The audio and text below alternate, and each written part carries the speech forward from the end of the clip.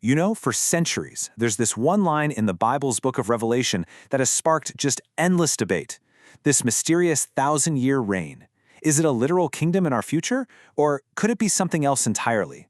Well, today, we're going to dive into one really fascinating interpretation that tries to crack the code of this prophecy, and I think the answer might just surprise you.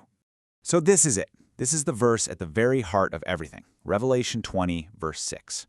Now on the surface, you read that, and it absolutely seems to point to a future thousand-year rule. But what if the real meaning isn't just in the number, but in all the phrases that lead up to it? Let's break this down, piece by piece. And that, right there, is the big question this interpretation tackles. Are we all just waiting around for some future kingdom to show up? Or is this reign a spiritual reality that is already happening right now? The key to answering this might just be in the very first part of the verse. All right, so the first step, the first key to really unlocking this verse is a phrase that people often just kind of skim over: the first resurrection. According to this view, if you don't get this part right, the rest of it just won't make sense. It really sets the stage for everything that follows. So, what on earth is the first resurrection? Well, in this interpretation, it's not some future event where bodies rise from graves. No. It's a spiritual transformation that happens now, the very moment someone puts their faith in Christ. It's that shift from spiritual death to spiritual life, a concept you've probably heard called being born again. And this is where things get really interesting, because it forces us to see a key distinction. The Bible seems to talk about two types of resurrection. The first one is this spiritual thing, this inner transformation that happens to a believer in the present. The second one, that's the physical, bodily resurrection that is still to come in the future. Separating these two ideas is absolutely essential if we're going to follow this interpretation of the prophecy. And look, this whole idea, it's not something pulled out of thin air just from Revelation. If you go back to the Gospel of John, Jesus himself says that anyone who believes has, get this, already passed from death into life. That past tense there is a huge clue. It suggests a change that has already happened. So, what's the big deal about this first resurrection? Well, Revelation 20 verse 6 says that the second death has no power over those who've experienced it. And later in Revelation, that second death is defined as eternal separation from God. So this spiritual rebirth is seen as a kind of ultimate protection, the ultimate spiritual insurance policy. Okay, so we've got the resurrection part. Now let's move on to the next piece of the puzzle. The phrase, priests of God and of Christ.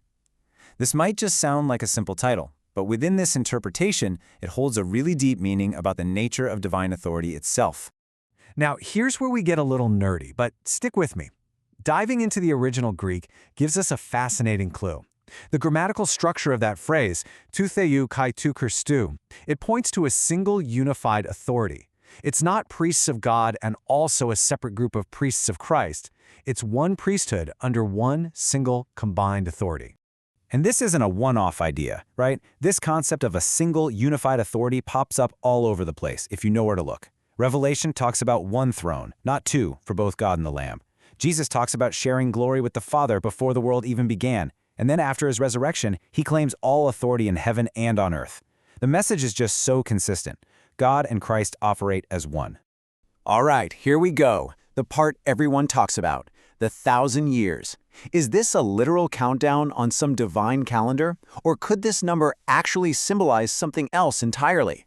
1,000 years. I mean, it sounds so specific, so precise, but you have to remember, in biblical literature, numbers often carry a much deeper symbolic weight, and the number 1,000 in particular often represents not a specific length of time, but this incredible sense of fullness or perfection or just a vast, complete quantity.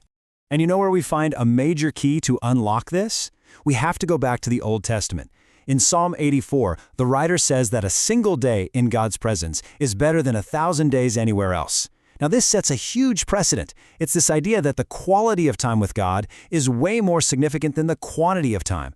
A single, perfect day can spiritually outweigh 1,000 ordinary ones. So if we take that same logic and apply it here, the 1,000 years stops being about a literal duration. Instead, it becomes a symbol for the complete and perfect spiritual reign that was kicked off by one pivotal event, the cross. It's not about a ticking clock, it's about a timeless spiritual reality. So let's zoom out and put all these pieces on the board. We've got a spiritual resurrection that happens in the here and now. We've got a unified priesthood serving one authority. And we have a symbolic 1,000 years that represents a complete and perfect reign. When you combine all these pieces, the conclusion of this interpretation points not to some future kingdom, but to a reign that is happening right now. So, when you put it all together, the whole picture just shifts, doesn't it? The first resurrection becomes this spiritual birth for today. The priesthood is a present-tense role under a unified divine authority. And that 1,000-year reign, well, it isn't a future millennium we're waiting for, it's the complete, ongoing reality of Christ's victory that started the moment he died on the cross. And that's where this interpretation really leaves us, with a huge, provocative question. If this reign isn't some distant promise we're hoping for, but a powerful, present reality, what changes for us now? How does seeing it this way affect how a person might live their life today? What would it truly mean to reign with Christ right here, right now?